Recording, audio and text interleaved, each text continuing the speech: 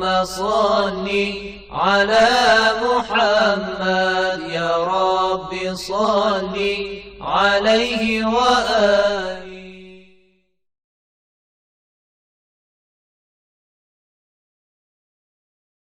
أعوذ بالله من الشيطان الرجيم. بسم الله الرحمن الرحيم. الحمد لله رب العالمين، والصلاة والسلام على رسول الأعظم محمد صلى الله عليه وآله وسلم وعلى أهل بيته الطيبين الطاهرين وأصحابه المنتجبين. أقول لكم السلام عليكم ورحمة الله وبركاته. Para pemirsa dan pendengar yang dirahmati oleh Allah Subhanahu wa taala, marilah senantiasa kita bersyukur dan berusaha semaksimal mungkin untuk bisa mentaati Allah Subhanahu wa taala di semua kehidupan kita, baik kehidupan individual maupun kehidupan sosial. Pada pertemuan sebelumnya kita telah membuktikan bahwa Allah Subhanahu wa taala adalah zat yang berilmu. Dan pada kesempatan yang baik ini insyaallah kita akan membahas tentang klasifikasi ilmu Allah Subhanahu wa taala, di mana dengan kita membahas pembagian ilmu Allah Subhanahu wa taala, maka kita akan lebih mengerti, mengetahui bagaimana Allah Subhanahu wa taala zat yang maha berilmu. Kalau kita membuka buku-buku teologi, maka salah satu pembagian ilmu Allah adalah bahwa ilmu Allah dibagi menjadi dua bagian, ilmu Allah tentang dirinya dan ilmu Allah tentang ciptaannya.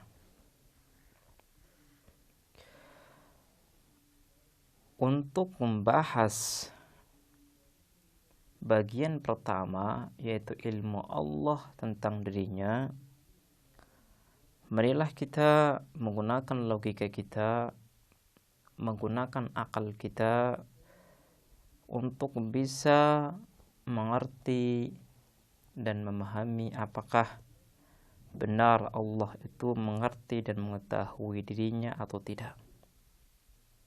Mungkin pertanyaan ini merupakan pertanyaan yang asing bagi pemirsa, tapi cobalah kita masuk kepada pembahasan pembagian yang pertama ini supaya kita lebih mengerti kenapa ulama-ulama teolog membagi ilmu Allah menjadi ilmu tentang dirinya dan ilmu tentang ciptaannya. Untuk bisa mengawali pembahasan ilmu Allah tentang dirinya, maka perlulah kita memberikan pembuktian bahwa Allah Subhanahu wa taala adalah zat yang mengetahui tentang dirinya sendiri. Kemudian setelah kita membuktikan ilmu yang pertama ini, kita akan membahas tentang isu miring tentang bagian yang pertama dari ilmu Allah Subhanahu wa taala. Kalau kita kembali kepada keyakinan kita, Allah Subhanahu wa taala adalah zat yang tidak memiliki kekurangan sedikit pun. Dan kita juga sudah meyakini bahwa alam semesta ini adalah hasil ciptaan Allah Subhanahu wa taala. Dan kita pun sudah meyakini bahwa Tuhan yang menciptakan alam semesta ini hanyalah Allah semata.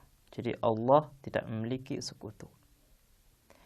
Ketika Allah Subhanahu wa taala adalah pencipta alam semesta ini, maka Allah adalah pemberi kesempurnaan, keindahan alam semesta ini. Jadi kalau seandainya kita melihat keindahan gunung, keindahan langit, keindahan laut, dan berbagai keindahan yang kita dapati dalam kehidupan kita, maka ketahuilah bahwa keindahan ini bersumber dari Allah Subhanahu wa taala. Kenapa? Karena Allah adalah pemberi kemuliaan, kesempurnaan, keindahan bagi selainnya. Salah satu pemberian Allah adalah ilmu kita tentang diri kita sendiri. Jadi kalau kita kembali kepada diri kita, menengok diri kita, kita akan mendapati bahwa kita mengetahui diri kita adalah ada, diri kita itu memiliki berbagai sifat.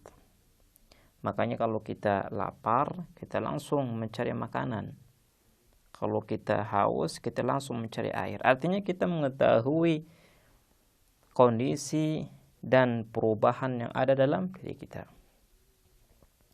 Ketika kita mengetahui tentang diri kita, dan kita adalah ciptaan Allah Subhanahu wa taala, dan semua yang kita miliki adalah pemberian Allah Subhanahu wa taala, maka kita bisa menarik satu kesimpulan bahwa Allah Subhanahu wa taala sebagai pemberi kesempurnaan, pencipta kita, ia lebih mengetahui tentang dirinya. Artinya pengetahuan Allah tentang dirinya lebih sempurna daripada pengetahuan kita tentang diri kita. Kenapa? Karena Allah Subhanahu wa taala sumber kesempurnaan. Apakah mungkin Allah Subhanahu wa taala yang menciptakan kita sebagai makhluk yang mengetahui tentang dirinya, tapi Dia, Allah, Tuhan semesta alam, tidak mengetahui tentang dirinya? Hal ini adalah sesuatu yang mustahil. Seperti ada seorang guru yang ia mengajar satu materi, dan kita bisa melihat muridnya. Murid ini cerdas, pintar, dan memahami pelajaran dari kelasnya guru tersebut. Ketika ada seseorang melihat murid tersebut, maka orang tersebut akan bertanya siapa gurunya. Artinya apa? Artinya apa yang ada di murid ada pada guru, dan apa yang ada di guru lebih sempurna.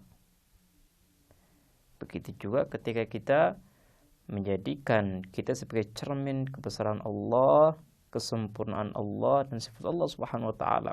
Kalau seandainya kita makhluk yang dhaif, makhluk yang lemah, kita bisa mengetahui diri kita dengan baik meskipun kita tidak mengetahui secara sempurna. Hal ini sudah cukup bagi kita untuk meyakini bahwa Allah Subhanahu wa taala mengetahui tentang dirinya lebih sempurna dari apa yang kita ketahui. Ini adalah argumentasi yang pertama terkait dengan ilmu Allah tentang dirinya sendiri. Kemudian argumentasi yang kedua,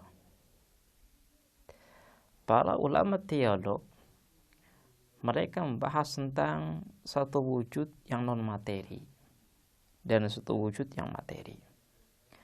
Satu wujud yang non materi adalah wujud yang tidak memiliki sifat-sifat materi. Yang namanya materi itu adalah sesuatu yang memiliki berbagai dimensi. Ada dimensi panjang, lebar. Dimensi-dimensi ini adalah satu dimensi yang menjadikan materi ini terbatas. Artinya salah satu sifat yang dimiliki oleh wujud materi adalah keterbatasan. Kita contohkan, kenapa kita tidak bisa menembus tembok? Karena wujud kita dan wujud tembok adalah dua wujud yang berbeda. Ketika kita ingin menembus tembok, maka wujudnya tembok menjadi penghalang wujud kita untuk bisa sampai kepada kamar sebelah. Artinya salah satu kriteria materi adalah saling berbenturan. Kalau kita tidak mengetahui negara kita secara sempurna, berbagai wilayah yang ada, berbagai penduduk yang bermukim di dalamnya, hal ini dikarenakan karena kita memiliki penghalang untuk mengetahui mereka, yaitu materi kita. badan kita, tubuh kita. Tubuh kita menghalangi kita untuk mengetahui secara detail berbagai fenomena yang ada di negara kita. Ini adalah pembahasan tentang wujud materi dan non-materi, dan insyaallah kita akan melanjutkan pembahasan kita di kesempatan yang lain. Kita akhiri, wassalamualaikum warahmatullahi wabarakatuh.